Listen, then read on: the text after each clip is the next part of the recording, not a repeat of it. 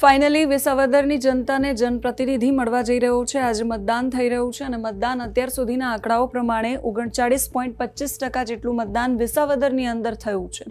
વિસાવદરમાં ગઈકાલથી અને એના 2 દિવસ પહેલાથી બબાલો છે સતત સામે આવી રહી છે। પ્રવીણ રામની ફરી એકવાર બબાલ અને આરોપ લગાવવામાં આવ્યો કે ભારતીય જનતા પાર્ટી દ્વારા બોગસ વોટિંગ કરાવવામાં આવી રહ્યું છે।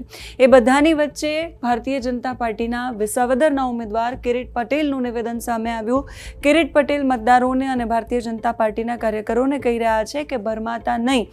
એ કહી રહ્યા છે કે વિરોધી પાર્ટીઓ દ્વારા ખોટી અફવાઓ ફેલાવવામાં આવી રહી છે, એના પર તમે ધ્યાન ન આપતા। આ સિવાય કિરીટ પટેલ બીજું શું કહી રહ્યા છે સાંભળીએ।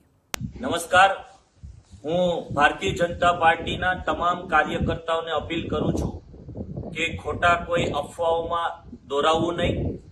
અત્યારે મતદાન શાંતિપૂર્ણ રીતે જે થઈ રહ્યું છે તેમાં અરાજકતા ફેલાવવાના આમ આદમી પાર્ટી અને કોંગ્રેસ પાર્ટીના કાર્યકર્તાઓ કરી રહ્યા છે।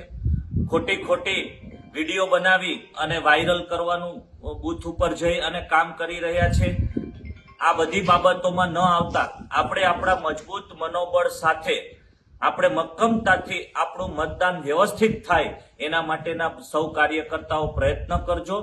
દરેક ગામડે ખોટી અફવાઓ આમ આદમી પાર્ટી અને કોંગ્રેસ પાર્ટી વાળા ફેલાવે છે એની કોઈ બાબતમાં આપણે કોઈ દોરવણીમાં આવવું નહીં।